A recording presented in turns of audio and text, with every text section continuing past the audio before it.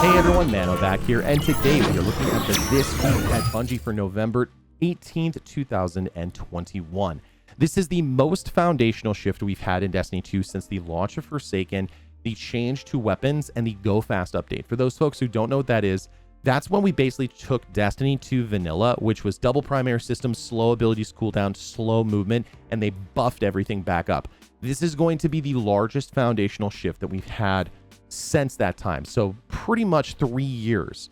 I really encourage you to grab a pillow, maybe get a nice comfy chair, and grab a drink, because there is a lot of stuff in this TWAB, and we're going to be going over all of it bit by bit by bit so that you know what is coming up. For those folks that don't know what a sandbox is, it's basically the weapons, the mods, the armor, and all the things that affect how you play the game. Last week they talked about the weapons sandbox and the changes that are coming on December 7th. But now they're going to be taking a pass on the abilities for the Guardians. So that's supers, melees, grenades, cooldowns, all those things. So we're going to dive deep into this. The biggest thing that's going to be happening in Destiny 2 coming up is December 7th, which is going to be the 30th anniversary. And we are going to be seeing a lot of really cool stuff with that. So next week, it's Thanksgiving in the United States. So there's going to be a very, very light TWAB on Wednesday, as there always is when it comes to be Thanksgiving. All right, sandbox time. There's going to be buffs, nerfs, and tuning levers that we've recently unlocked with back-end changes, and clear separations between PvE and PvP. This is really exciting. Did I say PvP and PvE twice? I'm not sure. But PvE and PvP. There's a lot of stuff going on here, so if you have questions, post on Twitter, post on Reddit, check those things out. This is a massive amount of news, so I want to make sure that we are going over it. They do talk about how usually they give a big, large roadmap of how the game is going to go for the next year. They're not going to really do that right now because there's a lot of things going on. I'm sure they're focusing on what is going to be happening in the Witch Queen, making sure that that updates and goes out really quickly. What's going to be happening with Lightfall, as well as the final shape, as well as what is going to be happening afterwards. So there's a big, massive foundational shift that is happening today. And that's the stuff we're going to be focusing on. Earlier this year, we heard overwhelming feedback that the Crucible had been largely dominated by ability usage. Players felt that their abilities were firing off too frequently, with too much potency and too little investment. At its core, Destiny is a game about space magic, so any adjustments to our abilities must be made with care. We believe the changes we've made will keep the heart of what makes Destiny abilities fun intact, while shaving down on some of the excessive cases we've seen out there. So basically, the things that they're talking about is ability spam, being able to just shatter dive grenades and just hold back and wait until you get your super. That is all changing today. I feel it's important to reinforce here that part of Destiny's strength is that it's a live game and that we're able to iterate and improve the game as time goes on.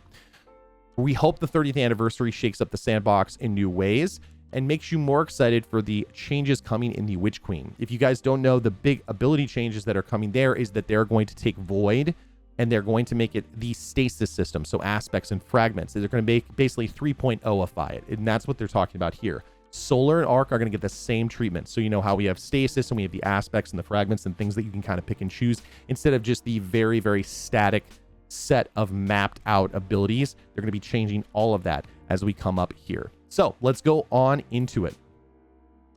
Eric Smith is speaking to us now about how this is going to work. In the 30th anniversary, we've changed the way ability cooldowns work. Up until now, cooldowns across individual ability types like grenades, melees, supers, and class abilities have generally been identical between all abilities of the same type. So for example, you've got your banner shield, you've got your rift, they're exactly the same. For example, all grenades in today's Destiny 2 share the same cooldown time with the exception of stasis grenades. This shared cooldown means that all grenades need to have roughly the same power output because they have the same time cost. For the 30th anniversary, they've made a change that allows us to tune the cooldown of each ability separately. So what that means is basically that they're going to change the way, like say for example, if you've got a tier 10 discipline build, the grenade type that you're using is going to change how long it takes to get that grenade. So here's an example. Flux grenades. They've increased a base cooldown from 82 seconds to 182 seconds. That's a huge nerf, you'd think. But if you look at the next part, increased attached detonation damage from 150 to 250, which is a one-shot kill in PvP. For those folks who don't necessarily know, 200 is the amount of damage you need to inflict on a Guardian. to kill them. This goes over that, so people who have overshields and things like that, if you attach a flux grenade, it is going to be a one-shot kill. For those people that are worried about the flux grenade spam that is coming, they are going to remove the projectile tracking altogether, but added a small amount of aim assist. They've increased the throw speed by 117%, and it sticks to all surfaces. As you can see, the flux cooldown now is a very long cooldown, but it's a one-shot kill in PvP if you also manage to land it. It also hits harder in PvE. As a reminder, the flux grenade is currently only available on one class, the Hunter Arc Striders. Now, here's an example in the opposite direction, the Firebolt grenade from the Warlock. The Firebolt grenade has been reduced in cooldown from 82 to 64 seconds, but they've reduced the damage per bolt from 90 to 65, increased the damage versus PvE combatants by 15% with that buff. The Firebolt grenade has a low cooldown time, especially at tier 10 discipline, and it has a very low damage output. These kind of very cooldowns and power outputs should make the game feel more dynamic and give more depth to build crafting.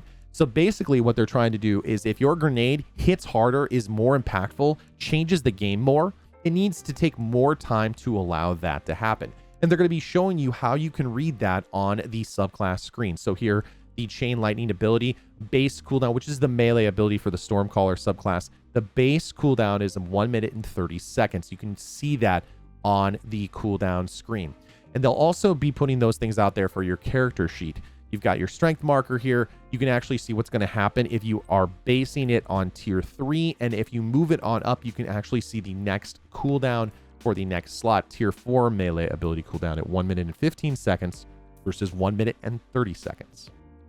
A quick note that the base cooldown time is actually the cooldown time at tier 3 of the relevant armor stat, and that's because the system is going to penalize you apparently for tanking your stats below tier 3, in which case your cooldown would be longer than the base cooldown. They're going to look at updating those things right now, and I think the goal, is, at least from reading this, is to basically make it from tier 1 to tier 3 are basically almost at the same, and it starts to scale up once it gets past tier 3. In general, we've been calling this the variable ability cooldown system, and we think it's the beginning of a big change for Destiny 2's Sandbox. It's a foundational change in preparation to move the light subclasses over to the subclass 3.0 system that Stasis used. And I talk about that actually a little bit earlier with the Void subclass. They're going to basically be making it into Void aspects and fragments. For the 30th anniversary, we're using it to change the cooldown of nearly every ability in the game. The design goals of this was to reduce the amount of ability spam in the Crucible and put the focus back on gunplay. To this end, we have made ability cooldown times on average longer than they were before. We don't want the PvE experience to suffer for the sake of PvP balance, so we've tried to compensate where possible. For example, we've increased all grenade damage versus PvE combatants by 15% or more. This should make grenades feel like more bigger power moments than they do in today's game. Melee ability cooldowns haven't been increased quite as much as grenade cooldowns, and some of the less aggressive melee attacks have lower cooldowns than before. Class ability cooldowns have also generally increased, but the times and the changes vary depending on which ability is equipped. So, first of all, let's dig into this and pass it on to Mike Humboldt.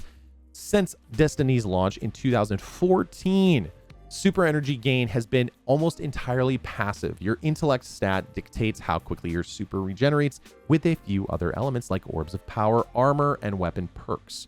Defeating targets as active sources. This system worked well for a long time, but has issues that have grown more and more obvious as the game has evolved and overall player skill, especially skill in evaluating how to play around their character build, has increased. In high-stakes game modes like Trials of Osiris or Survival, where each life is precious, passive play becomes more common as players sit back and wait for their supers to close out a tied game. In general, we want the most efficient way to gain super energy to be actively engaging in combat. To get us closer to that goal, we're making a big change to the system. Super regeneration will still have a passive component scaled by your intellect stat, but at a significantly reduced rate. On top of your passive regeneration, you will also gain super energy by dealing and taking damage to or from opponents. So if you're doing damage to an opponent or you get a hit on them, it's going to help you gain super energy. In PvE, super uptime should be relatively unchanged from the live game, if not slightly higher. We are pretty happy with the frequency of supers in most PvE content and don't want to make big changes right now on that front.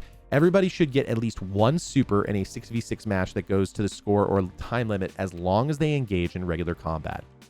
Expression of power through your awesome space magic is a core part of what makes Destiny special, and we're not looking to change that. We think the cadence of supers in 6v6 is slightly too high, but we don't expect a dramatic change in super uptime for most players in playlists like Controller, Iron Banner as a result of these changes. Supers should be less frequent in 3v3 modes than in the live game, where 2 supers per match is a fairly regular occurrence. These modes are an expression of player skill. We want that skill to be primarily about team coordination, positioning, intelligent use of your abilities, and first and foremost, gunplay. While there's absolutely skill in outmaneuvering active supers or playing around super uptime, supers in general are purposely designed to be accessible power fantasies for all players. And that inherently creates a symmetry that we need to account for in more competitive play. Primary weapon play should have a noticeable benefit in super energy regeneration. Wow, that's actually something that's really interesting, especially because they've been buffing a lot of the primary weapons and ways that they actually get energy, and the way, let's say, for example, exotics actually make orbs now. Exotic primary weapons do that, whether kinetic or energy. Really exciting to hear. With this new system, we are scaling energy gains up and down based on the source of damage, both outgoing and incoming. In other words, basically, outgoing primary damage, like so if you get shots on people, will give you a higher damage than just getting damage. Like say, for example, if you're going and attacking someone and you get some hits on them, you are going to get more super than they are going to be. Different supers should come online at different times in a given match, and your super of choice should have an impact on how quickly it regenerates. To reiterate what they have mentioned above, we've always lived in a world where nearly every super in the game shares the same cooldown. This is actually something that they've mentioned before. We want to address the super o'clock issue in the Crucible. We're 3 minutes into a match, 12 supers are all popping, and you've seen it before. You've been in a Crucible match where it's just like, okay, it's time to pop our supers, and everyone just goes nuts, and then it just basically resets. They want to open up the build crafting space where your super cooldown times is an important element in your decision making beyond how high you want your intellect stat to be. To that end, they've separated supers into cooldown tiers that affect both the passive regeneration rate as well as the damage-based regeneration rate. This tiering was primarily influenced by each super's kill potential. So if your super had the ability to completely wipe a team, it's going to take longer to get, but if it's just a long-lasting roaming super, something different like that, it's going to be a little bit different. They're also taking into account the potency of the subclasses. They're going to be talking about Shadow Dive, so for those folks who've been hating it, and yes, it is pretty how would I say it, toxic right now. It is causing them to shift some of the supers and uptimes and things like that. So it's important to stress that this is the first iteration of the system where any super will fall into a recharge rate tiers, and it will change over time as they continue tuning it. So don't expect this to be the final system. This is just a shift. This is a foundational shift where they're going to be going over everything. So Tier 5, the fastest regeneration, is going to be Well of Radiance. Really good for those people who maybe want to use that in the Crucible. It's going to be really interesting to see. Tier 4, Blade Barrage, Silence and Squall. Tier 3, Shadow Shot, Burning Maul, Arc Staff, Nova Bomb, and Thunder Crash. Tier 2, Golden Gun, Chaos Reach, Nova Warp, Storm Trance, Daybreak, and Sentinel Shield. And the slowest regenerating supers are the Spectral Blades, Fist of Havoc, Hammer of Soul, Glacial Quake, and Winter's Wrath. Now, if you look at these, it basically makes it set it out. So if it's like a quick one shot or a very low potency in how it does its damage, and very passive, then it's going to be one of those things where it takes less time to regenerate. But if it's something really powerful, and Spectral Blades have been absolutely oppressive in the Crucible right now outside of Shadow Dive, Fist of Havoc, really strong. Hammer of Soul for the Titans, really good. Glacial Quake is going to be changed a little bit from the way it talks about, but Winter's Wrath also very strong. This sets up the future as they move towards the subclass 3.0 system. As an example, for the 30th anniversary, things like Deadfall and Mobius Quiver variants of Shadow Shot are going to share the same cooldown tier, but with the Void 3.0 launch in February, they could exist in different tiers based on their potency. By that same token, Ward of Dawn, which is currently tied to the Sentinel Shield's cooldown, will be moving into the Tier 5 group as a standalone super with Void 3.0. So we're going to be talking now about taking it down a notch. And again, they're talking about the same thing, is weapons are the primary way they want to have everyone engage in combat. Non-super abilities should basically augment the situation, but they shouldn't control the entire thing. Abilities should have clear strengths, weaknesses, and counterplay, and build crafting is rewarding from the moment-to-moment combat loop. While we're not there yet, in general, ability uptime in the Crucible is too high for the current potency, and it's difficult to understand when an opponent is going to regain an ability after using it. Some of that uptime comes from passive cooldowns, but many of our outliers also come from elements of our build crafting system. With the 30th anniversary, we've taken a pass at significant number of these elements across subclass perks, armor mods, and exotic armor pieces.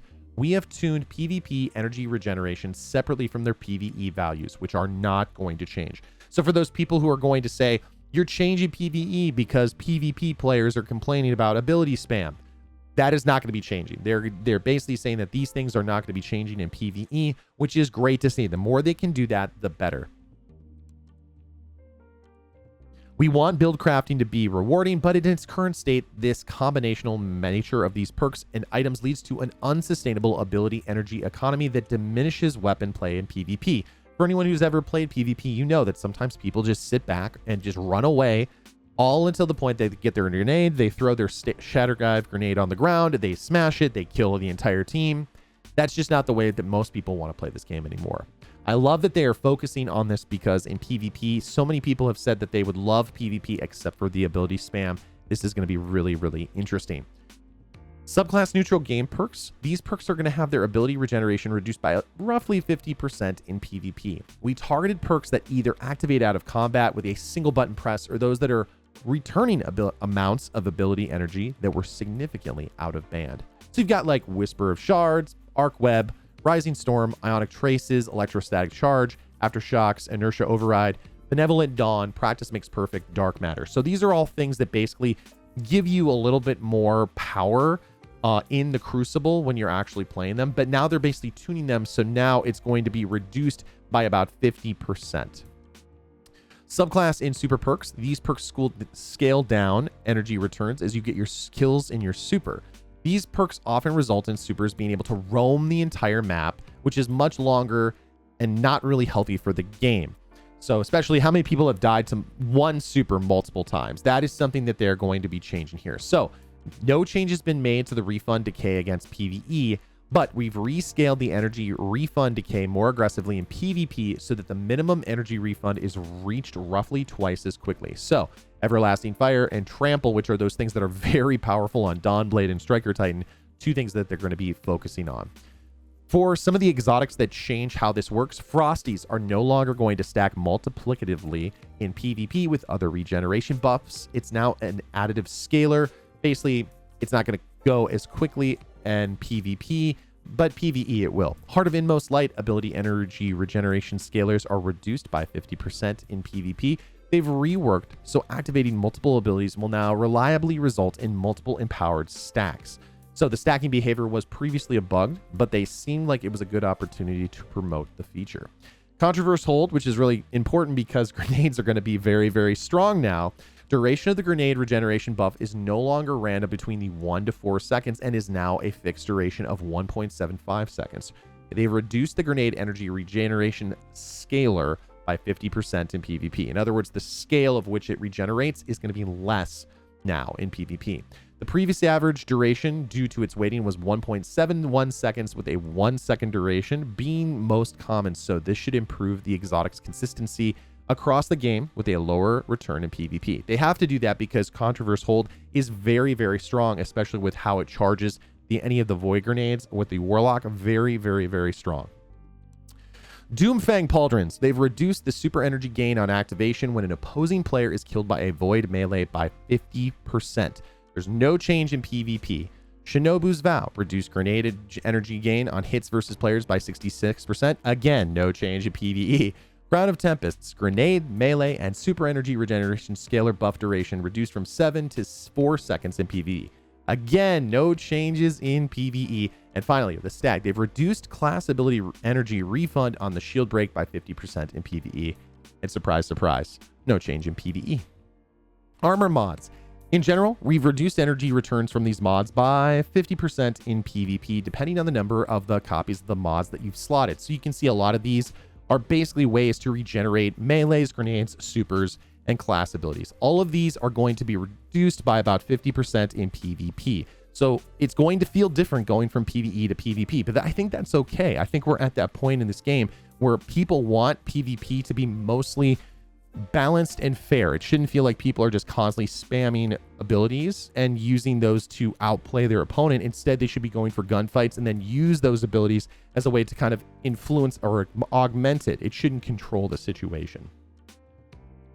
So we're going to move and keep going. So stasis crystals. Here is some of the stuff that is coming. Stasis crystals do a lot. They sure do.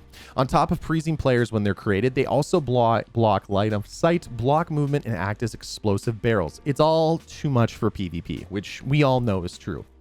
Stasis crystals will now slow players instead of freezing them, and they'll do much less damage to players when they detonate. So here comes the Shatter Dive nerf. It's coming.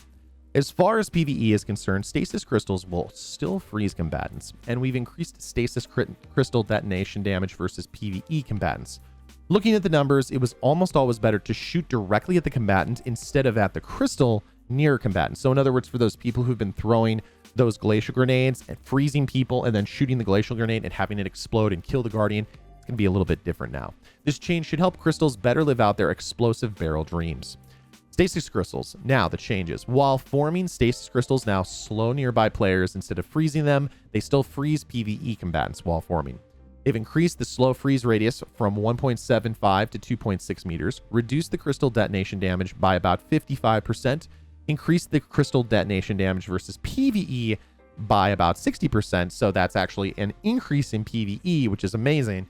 Increased crystal detonation radius from 6 meters to 8 meters. Hunters, you are not going to be able to dodge as much. There's a couple of changes that are coming to the dodge. No longer breaking projectile tracking. Marksman's dodge is now a tier 10 mobility cooldown from 11 seconds to 14 seconds with a base cooldown unchanged at 29. Gambler's dodge was really strong because you could just dodge behind a wall. It could completely circumvent a lot of the melee ability cooldown times. So they're changing that. They're making it go from 11 seconds to 18 seconds. Base cooldown duration from 29 to 38 seconds. You guessed it, the stasis crystal changes detailed earlier mean that the Hunter's Revenant Shatter Dive will now almost never kill a full health guardian. There's something to be said for that. Hopefully we get some changes. Shatter Dive may still kill if the Hunter is using Whisper of Fissures, Touch of Winter, and the target is in the very center of all 6 crystals, but that has been incredibly rare. I think we can all agree that Shatter Dive was too powerful. It was. We tried a number of fixes over the past releases, but the truth is that as long as stasis crystals froze players and Shatter Dive shattered players, it was going to be too good. So the increase in stasis crystal damage versus PvE combatants makes Shatter Dive awesome in PvE, which is great because no one uses Shatter Dive in PvE. Most of the time they're just spamming melees and things like that so that they can freeze things from a distance. They are going to increase Shatter Dive damage versus frozen combatants, that's PvE, by 100%. Have fun melting frozen monsters. So now use Shatter Dive in PvE, don't use it in PvP. Shatter Dive is much less lethal versus players due to stasis crystal changes, much more lethal versus combatants due to stasis crystal changes, increased shatter damage versus frozen PvE combatants by 100%.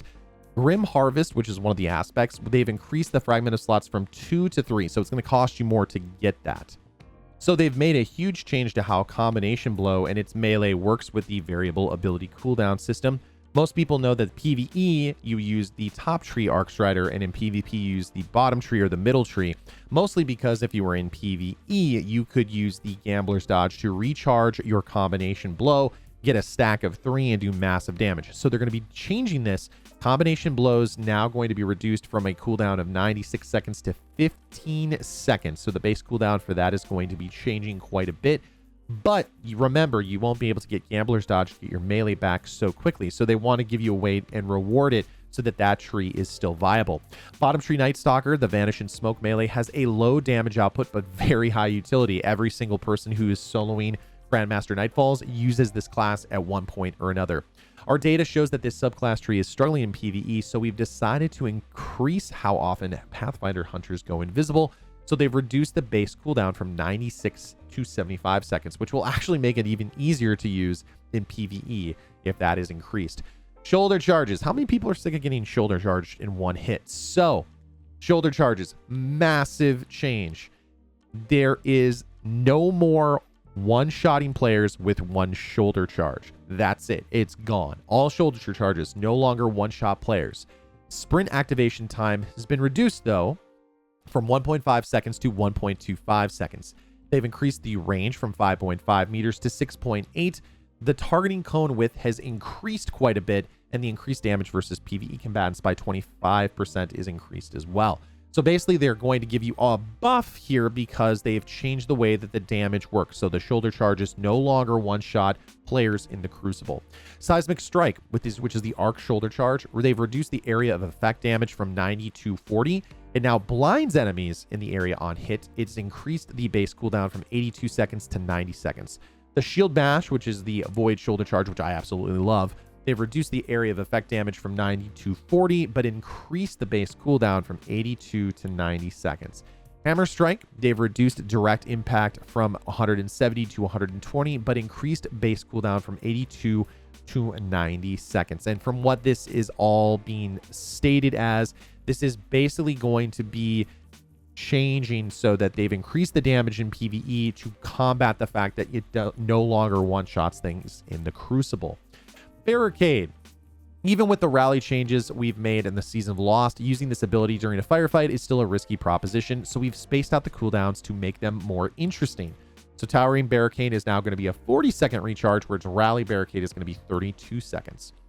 Most of the community agrees that the Behemoth could use some love in PvE. Most people don't use it. Most people don't want to use it because there's lots of better supers, especially that keep you at a distance. So they're going to be changing how a couple of the super aspects of it work. Diamond Lance is going to increase this fragment slots from 1 to 3, but now spawns a Diamond Lance on killing a PvE combatant with a stasis weapon, killing 3 players with stasis weapons in a single life, killing an enemy with a stasis ability, and shattering an enemy. Shiver Strike, they're going to increase Shiver Strike damage while in Glacial Quake by 50%, so that's going to be a massive buff, and increase the damage resistance versus PvE combatants from 25 to 40% for Whisper of Change. Bottom Tree Striker, it is dominating the PvP meta right now, so they're going to be tuning it down a notch. Part of that is the fact that Dune Marchers accidentally changed. There's a bug that allows it to chain twice, especially with the ability to have lightning go out everywhere else. The changes we made to Fist of Havoc and Season of the Lost helped Top Tree as intended, but they also turned Bottom Tree into a monster. So they're going to be putting the Striker bot back in its place. Knockout, the melee or lunge range and melee damage bonus now deactivate after a melee kill. Trample, super energy gain from Fist of Havoc light attacks now decays to a minimum amount over PvP kills, 3 kills, down from 7, so you could just basically constantly spam Fist of Havoc all over. It was insane. They've increased the base cooldown for Frontal Assault melee from 82 to 106 seconds. And Fist of Havoc, the heavy slam radius has been reduced from 8 meters to 6 meters. And that's the bottom tree only. Warlocks, you have been losing a lot of slap fights, apparently. I don't agree with that, but that's the way it says. No more. Warlocks now have the will now be able to melee just as quickly as Titans and Hunters. We're removing the 1 meter range extension Warlocks received to compensate. We still think the idea of each class having unique qualities to the melee is interesting, but we want to do it in a way that won't cause one class to consistently lose slap fights. So in other words, Warlocks had a longer range extension for when they were doing melees, but they did it slower. So long story short, slower melee, longer distance, but they lost a lot of fights because when you're meleeing people, it doesn't really matter if you're like at a distance. You know, most people get in there and they just do quick 2 slaps twice and you're done. So they've reduced the melee range from 5.5 meters to 4.5 meters. It now matches the Hunters and the Titans. They've reduced the suppression time after the melee and can now melee back-to-back at the same speed. Middle Tree Voidwalker. In an effort to do away with the one-shot abilities that are frustrating, Handheld Supernova is also getting the shoulder charge treatment. Handheld Supernova will no longer one-shot in PvP. They've reduced damage versus players, that's in PvP, now deals 150 damage max. They've increased damage versus champions and bosses by 30%, however. They've increased projectile range from 12 meters to 14 meters and now pushes targets away from the Warlock on detonation. So you can't just throw it and then melee again. Nova Warp, they've increased damage versus champions and bosses by 30%, which will be really exciting to see. Hopefully we'll see more of the Nova Warp in PvE. Shadebinder. Shadebinder is actually a pretty good class right now, but there is a problem with it. Winter's Wrath's super is amazing for shutting down other supers. It's not even close. If you get frozen by them, you're dead. It doesn't matter, and the tracking is really, really strong. And they actually talk about roaming supers shouldn't be able to one-shot other supers. But the Penumbral Blast melee is too difficult to land against PvE combatants, so while they made it harder to land in PvP, it had a negative effect on PvE, so they're going to be changing that as well. So in addition, they are going to be changing the Bleak Watcher situation, especially in PvE, because most people in PvE just spam out those Bleak Watcher turrets so that they can just have stasis grenades going all the time, so they're going to be making a change to that. This results in an overall cooldown increase for Bleak Watcher, which fits into its incredibly high power output. So in general, Winter's Wrath has been reduced shatter pulse damage versus enemy supers. You now generally must freeze and shatter all supers twice to eliminate them. Penumbral Blast, they've increased the proximity detonation radius versus PvE combatants by 100%, while Bleak Watcher is equipped, all stasis grenades charge at the glacial grenade rate. And that is everything for all of the abilities. And you can see it is a massive, massive amount of changes. It is the most foundational shift. Having the variable ability cooldown system is massive. You're no longer going to just be able to spam or sit back and wait in PvP, and they've increased how it's going to work in PvE. I'm really excited about it. Let me know what you think about it down in the comments section down below. I'm really excited to hear your thoughts. Thank you so much for watching. I hope that this has helped you out. And if you have questions about it, make sure you stop on over on twitch.tv/manodester, where I'm going to be going over a lot of those changes later tonight, as well as helping people in Master Templar, raids, exotic helps, Grandmasters, and more. Thanks so much for watching, everybody. Good hunting. I'll see you next time in the universe of Destiny.